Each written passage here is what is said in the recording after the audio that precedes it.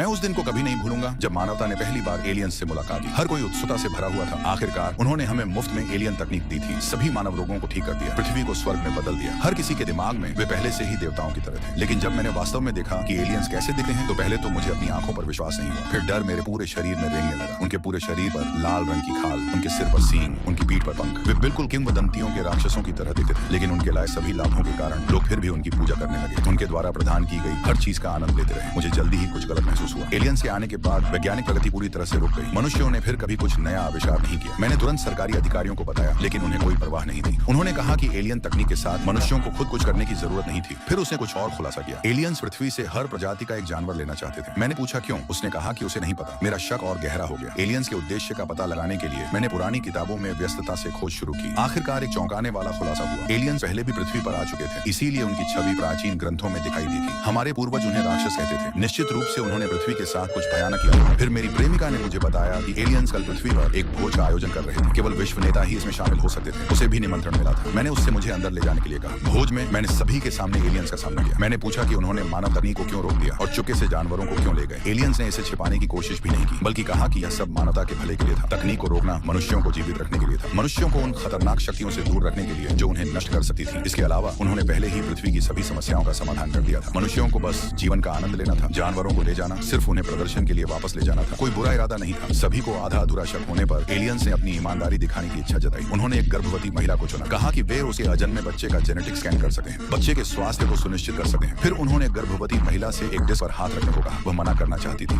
लेकिन एलियंस के दबाव में उसने ऐसा कर दिया। एक सफेद रोशनी की किरण रात के आकाश में चली गई। सभी हैरान रह गए। एलियंस वाकई में मानवता की मदद कर रहे थे, लेकिन मैंने तीव्रता से देखा। रोशनी की किरण में अजीब प्रतीक थे। मैंने जल्दी से उन्हें रिकॉर्ड किया और घर ले गया। ये प्रतीक निर्देशांक दर्शाते थे। एलियंस झूठ बोल रहे थे। एक रात की जांच के बाद मैंने आखिरकार इसकी पुष्टि की। ये निर्देशांक एलियंस के गृह के थे। रोशनी की किरण निश्चित रूप से उनकी साजिश का हिस्सा थी। मैंने उन सभी गर्भवती महिलाओं पर नजर रखना शुरू किया जिन्हें किरण ने छुआ था। एक भयानक खोजी। उनके बच्चों में अलौकिक शक्तियां थीं। कुछ अपने दिमाग से वस्तुओं को हिला सकते थे, कुछ लोगों के सपनों में प्रवेश कर सकते थे। ये बच्चे नियमित रूप से इकट्ठा होते थे, आकाश की ओर अजीब इशारे करते थे जैसे कोई अनुष्ठान हो। मैंने कई बच्चों की जांच की, पाया कि उनका मेटाबॉलिज्म बहुत तेज था। मस्तिष्क तरंगें असामान्य रूप से सक्रिय थी। इसका मतलब था कि वे एक दूसरे की मौजूदगी को महसूस कर सकते थे। मुझे नहीं पता था कि क्या हो रहा था, लेकिन यह निश्चित रूप से एलियंस का काम था। मैंने एक फैसला लिया। मुझे एलियंस के ग्रह पर जाना होगा, उनके असली उद्देश्य का पता लगाना होगा, पृथ्वी को बचाना होगा। मैंने अपनी प्रेमिका से कहा, जो जानवरों के परिवहन का काम संभालती थी, कि मुझे भी वहां भेज दे। मेरी दृढ़ता देकर उसने अपने दुख को दबाया और सहमति दे दी। मैं जानवरों के साथ वैक्यूम बैग में पैक हो गया। एलियंस के ग्रह की ओर रवाना हुआ। पता नहीं कितना समय बीता। मैं आखिरकार जागा। एलियंस ने मुझे खोज लिया था। मेरे जहाज पर चुके से चढ़ने के बारे में वे गुस्सा नहीं थे, बल्कि उन्होंने मुझे एक भयानक सच्चाई बताई।